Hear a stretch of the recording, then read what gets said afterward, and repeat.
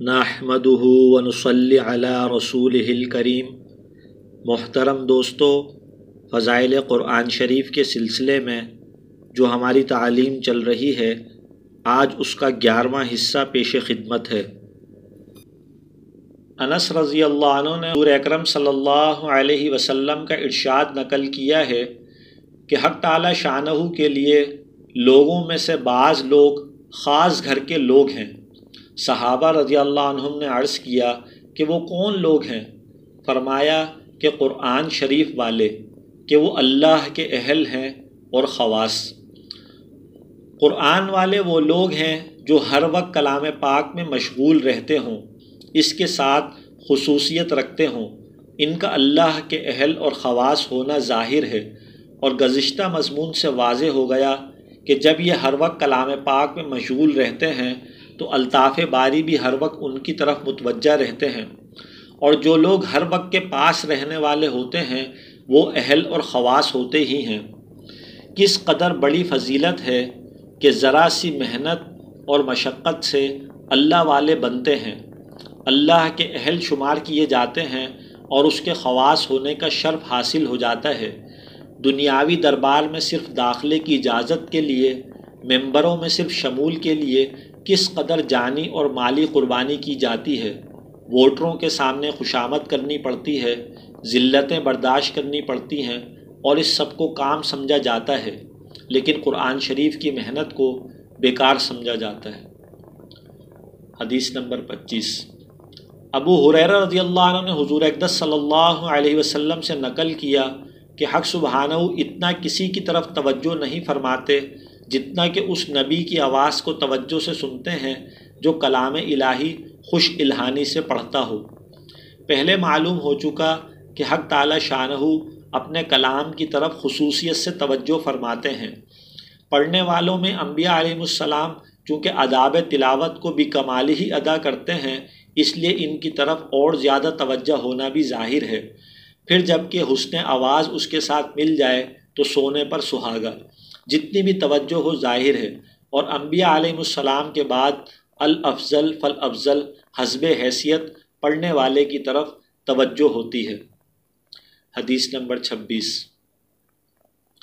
فضالہ ابن عبید رضی اللہ عنہ نے حضور اقدس صلی اللہ علیہ وسلم سے نقل کیا ہے کہ حق تعالی شانہ قاری کی آواز کی طرف اس شخص سے زیادہ کان لگاتے ہیں جو اپنی گانے والی باندی کا گانا سن رہا ہو۔ گانے کی آواز کی طرف فطرتاً اور طبعاً توجہ ہوتی ہے، مگر شرعی روک کی وجہ سے دیندار لوگ ادھر متوجہ نہیں ہوتے۔ لیکن گانے والی اپنی مملوکہ ہو تو اس کا گانا سننے میں کوئی شرعی نقص بھی نہیں، اس لیے اس طرف کامل توجہ ہوتی ہے۔ البتہ کلام پاک میں یہ ضروری ہے کہ گانے کی آواز میں نہ پڑھا جائے۔ احادیث میں اس کی ممانعت آئی ہے۔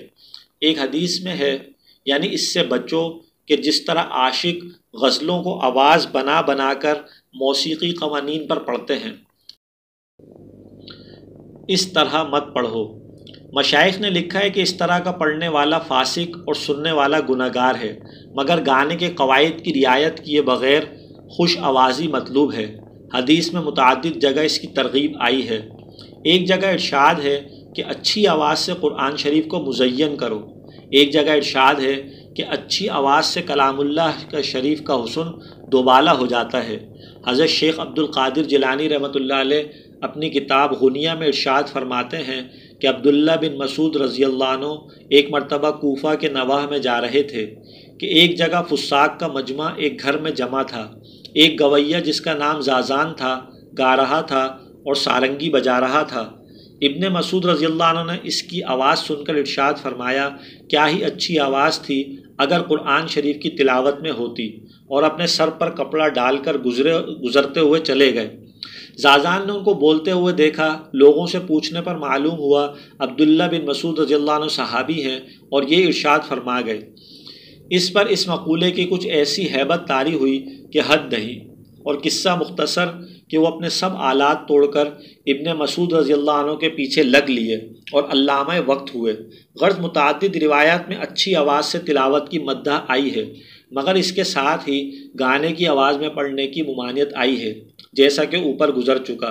حذیفہ رضی اللہ عنہ کہتے ہیں کہ حضور صلی اللہ علیہ وسلم نے ارشاد فرمایا کہ قرآن شریف کو عرب کی آواز میں پڑھو، عشق بازوں اور یہود و نصارہ کی آواز میں مت پڑھو۔ عنقریب ایک قوم آنے والی ہے جو گانے اور نوحہ کرنے والوں کی طرح سے قرآن شریف کو بنا بنا کر پڑھے گی، وہ تلاوت ذرا بھی ان کے لیے نافع نہ ہوگی، خود بھی وہ لوگ فتنے میں پڑیں گے اور جن کو وہ پڑھنا اچھا معلوم ہوگا ان کو بھی فتنے میں ڈالیں گے۔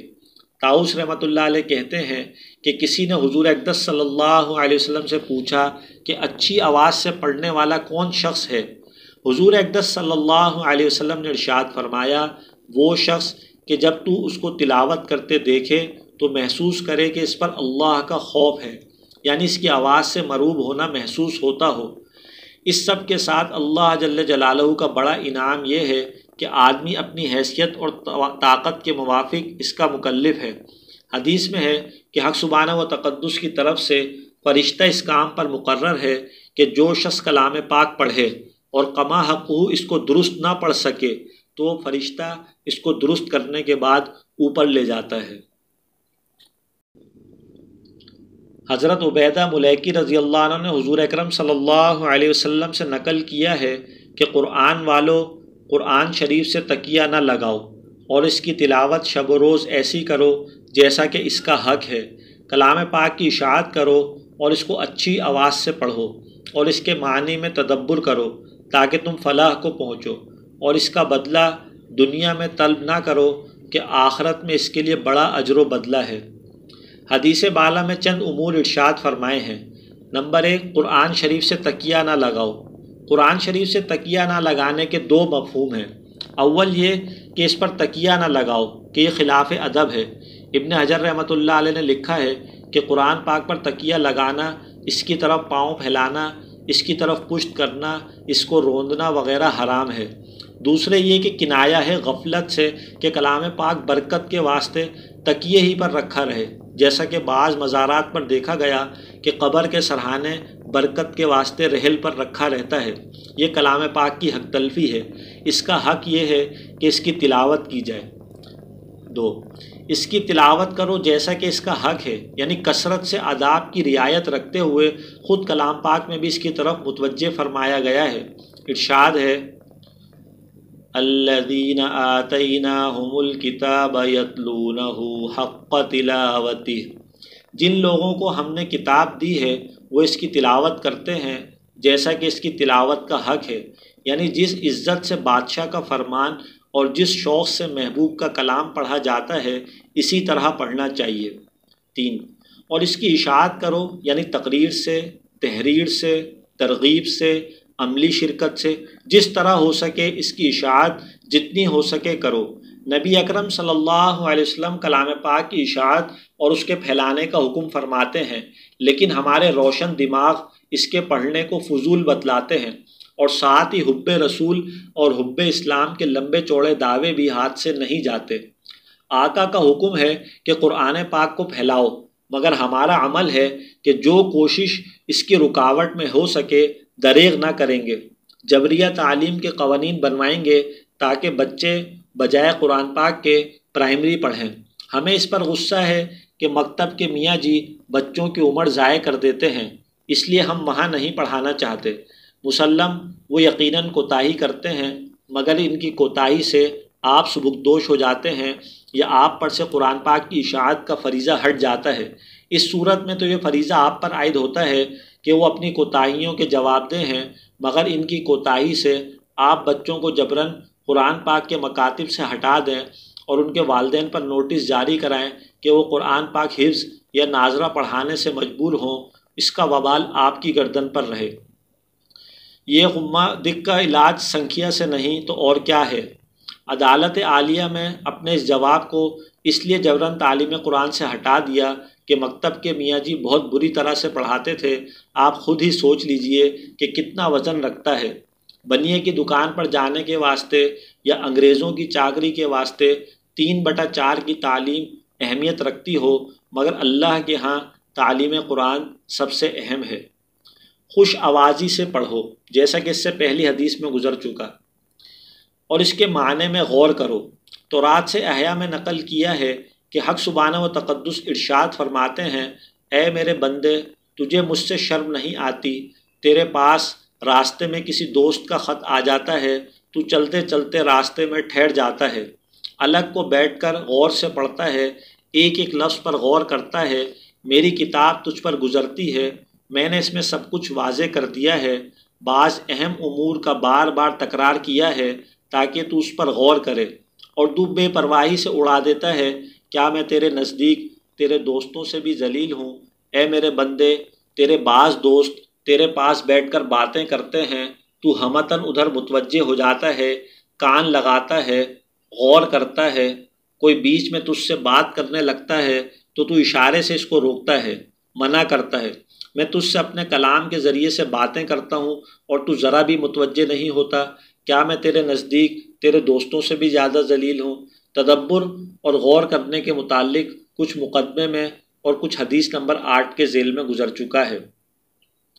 نمبر 6، اس کا بدلہ دنیا میں نہ چاہو، یعنی تلاوت پر کوئی معاوضہ نہ لو کہ آخرت میں اس کا بہت بڑا معاوضہ ملنے والا ہے۔ دنیا میں اگر اس کا معاوضہ لے لیا جائے گا تو ایسا ہے جیسا کہ روپیوں کے بدلے کوئی شخص کوڑیوں پر راضی ہو جائے۔ حضور اقدس صلی اللہ علیہ وسلم کا ارشاد ہے کہ جب میری امت دینار و درہم کو بڑی چیز سمجھنے لگے گی تو اسلام کی ہیبت اس سے جاتی رہے گی، اور جب امر بالمعروف اور نہی عن المنکر چھوڑ دے گی تو برکت وحی سے یعنی فہم قرآن سے محروم ہو جائے گی۔ قذا فی الاحیاء اللہم احفظنا من